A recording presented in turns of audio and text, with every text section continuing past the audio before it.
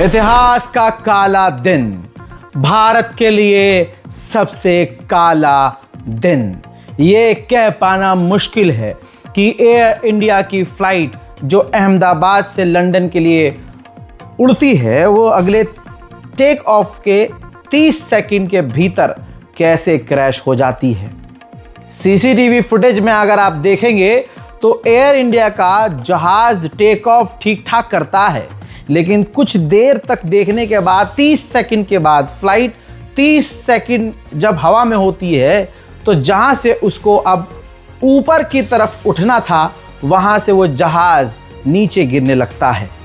ऐसा लगता है कि जैसे इंजन फेल हो रहा है या इंजन पुश नहीं कर रहा है जहाज को। हम और आप रहे जीरो नॉलेज वाले, हमें क्या ही पता, लेकिन जहाज की इस फुटेज को देखकर लग रहा है कि जैसे इंजन प्रेशर नहीं दे रहा है, जहाज ऊपर की तरफ नहीं उड़ रहा है।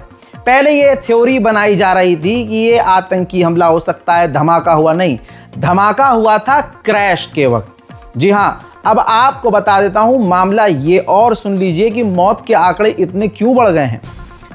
73 से 74 छात्र जो एयरपोर्ट के ख़त्म होते ही जो एक हॉस्टल था, उसमें जो ट्रेनिंग छात्र थे जो समझ लीजिए कि डॉक्टरी की पढ़ाई कर रहे थे, वो बेचारे उस हॉस्टल में रह रहे थे।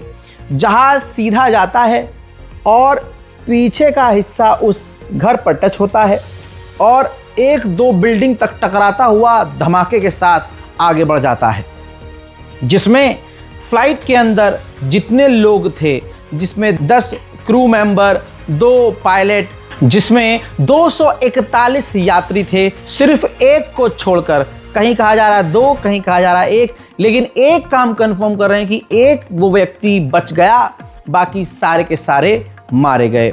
अब जिस हॉस्टल के ऊपर वो जहाज जाकर गिरता है, 73 से 74 छात्र जो उसके अंदर पढ़ते थे, रह रहे थे, वो भी मारे गए। पूरे इलाके में आग लग गई। भारत के इतिहास का सबसे खौफनाक ये हादसा था। कई तस्वीरें तो ऐसी हैं जो मैं आपको दिखा भी नहीं सकता, ना हम आपको दिखाएंगे। ऐसी भी तस्वीर देखी गई कि सड़क पर किसी का सर धड़ से अलग पड़ा हुआ है। ऐसी भी तस्वीर देखी गई जिसमें जो ये हादसा हुआ उसमें क्रैश में जो लोग मारे गए हैं वो इस तरह से जलकर राख हो गए हैं कि जैसे थे वैसे ही अकड़ गए हैं। उनकी बॉडी को वैसे ही अकड़ी हुई, जली हुई, बिल्कुल कोयले की तरह जलकर राख हुई बॉडी को ले जाया गया है। हालात बॉडीज के इतने ख़राब थे कि डीएनए सैंपल मांगा गया, डीएनए मांगा गया पुलिस वालों के ज़रिए कि भाई आपके घर वालों की पहचान करने के लिए डीएनए टेस्ट किया जाएगा। ये तमाम चीज़ें आपको पता है, लेकिन मेरा फ़र्ज़ है मोटा मोटी मैं आपको बता दूं कि ऐसा हादसा इतिहास में बहुत कम देखा गया है। दोस्तों, अब आगे क्या होगा नहीं पता, लेकिन टाटा कंपनी जो इस एयर इंडिया को कंट्रोल करती है, मैनेज करती है, अपनी इज्जत पर बात आते हुए देखकर तुरंत उसने 1-1 करोड़ का ऐलान कर दिया कि जो मारे गए लोग हैं उनको हम 1-1 करोड़ देंगे, घायलों का पूरा इलाज करेंगे। समझ से परे है कि क्या इससे कोई मतलब जो मारे गए हैं उनके घर वाले वापस आ सकते हैं? नहीं। लेकिन चलिए ठीक है, अगर कोई कदम उठाया है तो हम उसके समर्थन में हैं, लेकिन ये पूरे देश के लिए सबसे बड़ा झटका है। कुछ राइट विंग वाले जानवरों ने ज़बरदस्ती इस मामले को घुमाने की कोशिश की और भारत में कुछ भी होता है तो हम बड़ी आसानी से पाकिस्तान पर भी इस मामले को डालते हैं। पूरी कोशिश करने के बाद भारतीय इंटेलिजेंस ने साफ मना कर दिया कि ऐसा तो नहीं है कि इसमें कोई इसमें पाकिस्तान का किसी का रोल हो। जो डिटेल रिपोर्ट है जो मैं लगातार कई घंटे से पढ़ रहा हूँ और नज़र रख रहा हूँ, उसमें शॉर्ट में कहानी ये है कि ये एक एक्सीडेंट है। कहा जा रहा है या तो पंछी टकराया है या फिर कोई टेक्निकल पंछी। पर्सनली मैं मोहम्मद रज़ा नहीं मानता कि पंछी टकराने से इतना बड़ा हादसा या ऐसा कुछ हो जाएगा। ये लग रहा है जिस तरह से जहाज उड़ने की कोशिश कर रहा है और अचानक से ऐसा लग रहा है इंजन ही बंद हो गया हो, ये समझ से परे है। ये तो अब टेस्ट होगा, जांच होगी तब पता चलेगा। लेकिन अभी ऐसा कोई पुख्ता मामला सामने नहीं देखा गया कि ये एक वजह है।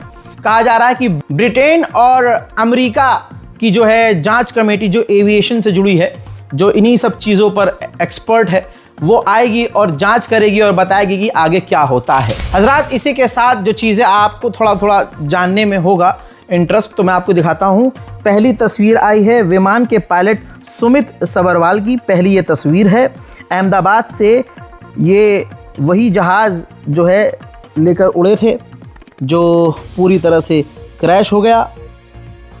हज़रात, एयर इंडिया 171 के ये पायलट थे।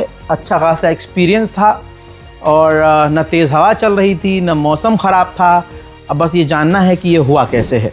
अब दोस्तों, फ़्लाइट उड़ने के बाद, टेक ऑफ के बाद 30 सेकंड के अंदर ये हादसा हो गया, धमाका हुआ। एक व्यक्ति बचा है, उनकी ये तस्वीर है जो कूद गए थे जहाज़ से। जी हाँ, जिसे अल्लाह रखे उसे कौन चखे। जो सीट नंबर 11A पर बैठे थे, रमेश विश्व कुमार, इन्होंने मौत को मात दे दी है। लड़खड़ाते हुए घायल अवस्था में दिख रहे हैं। बरतानिया की नागरिकता इनके पास है। बेसिकली हैं ये इंडियन, दोनों देशों की नागरिकता है इनके पास, और ऊपर वाले के करम से ये बच गए हैं, हालांकि बुरी तरह से घायल हैं। आइए अब मैं आपको ये ज़रा अंदर की तस्वीर दिखा रहा हूँ। इसी मेडिकल कॉलेज हॉस्टल के ऊपर जहाज़ गिरा था, जिसके अंदर कहा जा रहा है 45 छात्र अभी बुरी तरह से घायल हैं। 74 से 75 छात्र मारे जा चुके हैं। और ये पूरा जो हॉस्टल है, जो मेडिकल कॉलेज है, तबाही और सिर्फ तबाही नज़र आ रही है। कई घंटे तक यहाँ आग लगी हुई थी, जिसे कई घंटों के बाद काबू पाया गया। अब ये अगली आप तस्वीर देखिए उसी हॉस्टल की। लंच टाइम था, बच्चे लंच करने के लिए इकट्ठा थे और इससे पता चलता है कि लंच के वक्त ये धमाका हुआ और उस वक्त बच्चे जो हैं, स्टूडेंट जो मेडिकल छात्र थे, वो लंच के लिए इकट्ठा थे। इस हादसे में 52 जो है बरतानिया, 7 पुर्तगाल और 1 कनाडा का नागरिक सवार था, जिनमें अब कोई बचा नहीं है। अब दोस्तों, सोशल मीडिया पर कई तरह की बातें उड़ रही हैं, जिसमें से मुझे जो लगता है कवर करना चाहिए वो ये है। ये आकाश वस्ता नाम के एक व्यक्ति हैं। इन्होंने उस जहाज़ की जो क्रैश हुआ था जहाज़ एयर इंडिया का, उसका एक वीडियो शेयर किया है। कई वीडियो हैं जिसमें आपका फ़ोटो हैं, वीडियो हैं। आकाश वस्ता इस वीडियो को शेयर करते हुए कहते हैं कि इस क्रैश से 2 घंटा पहले मैं इस जहाज़ से ही पहुंचा था, जहाज़ में मौजूद था और काफ़ी शौक लगा, क्योंकि जब मैं इस जहाज़ में बैठा था तो जहाज़ के अंदर कई सारी चीज़ें काम नहीं कर रही थी, चाहे उसमें स्क्रीन हो, चाहे उसमें एसी हो, और भी कई तरह की चीज़ें उन्होंने वीडियो के अंदर दिखाया है। अब यहाँ से 2 तरह की बातें होना शुरू हो गई कि भाई एयर इंडिया जहाज़ का ऐसा हाल, इतना बुरा हाल। हालांकि ये बात मैं भी जानता हूँ कि एयर इंडिया के हालात बड़े बुरे हैं। एयर इंडिया, मुझे नहीं पता कि भाई कौन चला रहा है, क्या कर रहा है, उसमें वो इन्वेस्टिगेशन पे मैं जा भी नहीं रहा हूँ, ना मैं यहाँ बैठा हूँ सर्च करके आपको बताने के लिए। मैं सिर्फ इतनी सी बात कह रहा हूँ कि हाँ, एयर इंडिया के हालात बड़े बुरे हैं। कई घंटे लेट हो जाती है फ़्लाइट और एसी वेसी की प्रॉब्लम तो होती ही रहती है, लेकिन इसका मतलब ये नहीं है कि ये वजह हो सकती है क्रैश की। हज़रात मोहतरम, अब कई लोगों ने सवाल इनसे किए तो उसमें उन्होंने फिर से जानकारी दी कि जय श्री राधे कृष्णा जी, जो लोग शक कर रहे हैं कि मैं सिर्फ ये बातें कर रहा हूँ और इस जहाज़ में सवार नहीं था, तो इन्होंने अपना वो टिकट इसी जहाज़ का शेयर किया है, रीट्वीट किया है। लेकिन बात सीधी है कि अगर किसी जहाज़ का एसी काम ना कर रहा हो, एंटरटेनमेंट सिस्टम काम ना कर रहा हो, तो ये कोई वजह होगी फ्लाइट क्रैश की, ऐसा कहना बिल्कुल गलत होगा। सोशल मीडिया पर ना कई तरह की चीज़ें नज़र आने लगी, जिसके बाद अब देखिए जैसे ही क्रैश हुआ, 250 लोगों को मारे जाने की पुष्टि हुई, तो मिनिस्ट्री ऑफ एक्सटर्नल अफेयर जो हमारी भारत की मिनिस्ट्री है, अब उसका एक वीडियो शेयर किया जा रहा है सोशल मीडिया पे। विदेश मंत्रालय का एक वीडियो है 3-4 सेकंड, जिसमें जो है प्रवक्ता जो हैं वो मुस्कुराते हुए नज़र आ रहे हैं। इन पर भी जो है काफ़ी ज़्यादा लोगों का गुस्सा फूट रहा है। हजरात, इसी तरह से गुजरात के पूर्व मुख्यमंत्री विजय रूपाणी का एयरपोर्ट के अंदर प्रवेश करते हुए आखिरी वीडियो उनका सामने आ गया है। आप देख सकते हैं कि वो खुशी खुशी अपनी बेटी से मिलने के लिए लंदन जा रहे थे। एक बेटी के लिए कितना बड़ा सदमा है, इस पर मैं आपको कुछ एक्सप्लेन नहीं कर सकता। हर बेटी इस बात को समझ सकती है कि उसका बाप अगर इस दुनिया से चला जाए तो क्या होगा। बहरहाल पूरे सोशल मीडिया पर कई तरह की चीज़ें हैं, लेकिन ये दुख दुख की घड़ी है। कई तरह के सवाल उठते हैं दोस्तों, किस तरह से। एक तो पहली बात यह है कि एयर इंडिया के सड़े हुए जहाज़ क्यों उड़ाए जा रहे हैं। दूसरा, जो लोग दावा करते हैं अंधभक्ति में, हमारा देश लगभग अंधभक्त बन चुका है। ऐसे में आपको एक बाबा याद होंगे, माननीय धीरेन्द्र शास्त्री साहब। वो कहते हैं कि मुझे हादसों का पहले ही पता चल जाता है, मैं पर्ची खोलता हूँ और पर्ची में जो बताता हूँ भविष्य बता देता हूँ आपको। ना वो पहलगांव आतंकी हमले का भविष्य बता पाए, ना वो इस एयर इंडिया के क्रैश पर कोई भी संकेत पहले दे पाए। अब वो विदेश में बैठकर अपना दुख व्यक्त कर रहे हैं। अब कोई इनसे ये नहीं पूछ रहा है कि आपकी शक्ति कहाँ गई। अब हिंदू मुसलमान करने वाले लोगों को खुद सोचना चाहिए कि हमारे कितने सारे हिंदू भाई मारे गए।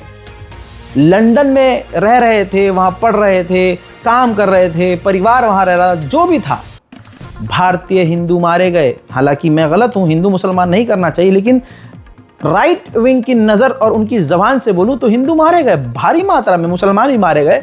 लेकिन ज़रा सोचिए, यही वो राइट विंग वाले अब धीरेन्द्र शास्त्री को नहीं पकड़ेंगे। अब धीरेन्द्र शास्त्री को भी सुन लीजिए। सीताराम, हनुमान जी महाराज की जय हो। हमको अभी अभी मीडिया के द्वारा, सोशल मीडिया पर, हम बाहर हैं, यहाँ तो रात्रि हो गई है, लेकिन भारत के दोपहर काल में जो अभी अहमदाबाद में प्लेन क्रैश होने की घटना हुई, बड़ी हृदय विदारक, अति दुखद, जो शब्दों से तो नहीं कही जा सकती। उनकी दर्द की वेदनाओं को, परिवारों के परिवार पर जो बीती, उस दर्द की वेदनाओं को कहा नहीं जा सकता। हम भगवान हनुमान जी के चरणों में, उनके परिवार के लिए बालाजी के चरणों में प्रार्थना कर रहे हैं। भगवान ऐसी दुखद घड़ी के समय में उनके परिवार को बल देवें, साहस देवें। निश्चित रूप से अहमदाबाद की यह एयर इंडिया की हवाई जहाज की घटना हृदय विदारक है। हम भगवान से यहीं से बैठे बैठे प्रार्थना कर रहे हैं, हनुमान जी महाराज सब पर कृपा करें। सीताराम। मोहतरम हजरात, आप जरा ध्यान दीजिए, गोदी मीडिया सवाल किससे कर रहा है। गोदी मीडिया मोदी जी का नाम तक नहीं ले रहा है।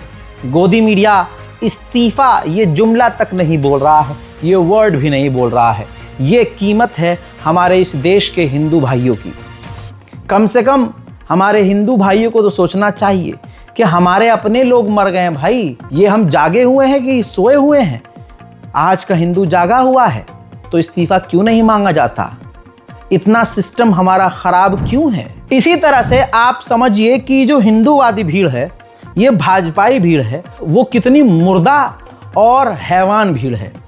जब पूरी दुनिया, पक्ष और विपक्ष, देश और विदेश, हिंदू मुसलमान, सिख ईसाई, पूरी इंसानियत भारत के इस खतरनाक हादसे पर दुख व्यक्त कर रही थी, उस समय राहुल गांधी ने भी दुख व्यक्त किया, जिस पर भाजपाई पिल्ला भजपिल्ला अनुभव गुप्ता, वेरीफाइड अकाउंट है और सैमसंग इंडिया में ये काम करता है कुत्ता, ये कहता है कि तू भी बोर्ड कर जाता उसी में ही, यानी तू भी उस जहाज में बैठ जाता, मर जाता तू भी, जिंदा रहकर तेरी कॉन्डोलेंसेस ने तो जैसे बहुत कल्याण कर दिया। जैसे आप समझ रहे हैं, ये अनुभव गुप्ता हैं, गुप्ता जी हैं।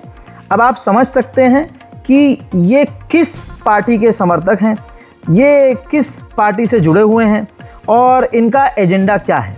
हालांकि ये ट्वीट इसका ज़ोर से वायरल हुआ और तुरंत इसका माफ़ी वीर बाहर आया और इसने अपने पिछवाड़े में बम्बू जाता हुआ देखकर तुरंत माफ़ी मांग ली। ये है आरएसएस, ये है भजपिल्ला सोच। और देश में ऐसे खतरनाक हादसे पर ऐसे नकली हिंदू सिर्फ कांग्रेस को, या सोचिए कांग्रेस छोड़िए, राहुल गांधी को जान से मारने का ख्वाब देखते हैं। ख्वाब देखते हैं कि राहुल गांधी मर जाए। अरे भूल जाइए वो नेता है, लेकिन ये तथाकथित भाजपाई हिंदू इंसानियत को भी फेंक देते हैं। बस मर जाए राहुल गांधी। अब दोस्तों क्या ही कहना, बेचारे जिनके परिवार उजड़ गए, 250 परिवार उजड़ गए, और इन लोगों को राहुल गांधी को मारने का ख्वाब नजर आ रहा है कि बस वो मर जाए। कोई सरकार से सवाल नहीं करेगा कि हमारा सिस्टम इतना ख़राब क्यों है, वो जहाज़ ख़राब क्यों था, इस्तीफ़ा कौन देगा, इसकी जिम्मेदारी कौन लेगा। गोदी मीडिया भाजपा का बचाव कर रहा है और ये भजपिल्ले सिर्फ नफ़रत फैला रहे हैं। किसी भी हालत में आप अगर इनको देखेंगे, ये सिर्फ नफ़रत फैलाते हुए नज़र आएंगे। उम्मीद कर रहा हूँ कि टाटा एयर इंडिया को सुधारेगा। जल्द इस हादसे की वजह सामने आएगी। 1 करोड़ से क्या ही होगा। मैं तो ये कह रहा हूँ कि परिवार को, उनके परिवार को घर कम से कम 2 करोड़ और इसके अलावा जो भी वो उनके लिए कर सकते हैं करें, हमारे ही टैक्स के पैसे से। देखिए, टाटा का जहाज़ और अदानी का एयरपोर्ट, लेकिन हादसे में जो मुआवजा मिलेगा उनको, वो हमारे टैक्स के पैसे से। लेकिन हमें कोई विरोध नहीं करना, हम कोई आपत्ति दर्ज नहीं कर रहे हैं, लेकिन ये सोचने की बात है, समझने की बात है कि हो क्या रहा है देश में। किसी की हिम्मत नहीं है कि मोदी जी से सवाल करे। लाशें गिनने के लिए अमित शाह जी पहुंच गए हैं, लेकिन मोदी नहीं पहुंचे हैं। मोदी जी सिर्फ वोट मांगने पहुंचेंगे। इस रिपोर्ट को शेयर कीजिए, दुआओं में याद रखिए। हम दुआ करते हैं परवरदिगार से, अल्लाह मेरे परवरदिगार जिनके परिवार उजड़े हैं, उनके परिवार वालों को अल्लाह उनके सीने में, उनके परिवार में हिम्मत और सब्र पैदा करे। जय हिंद।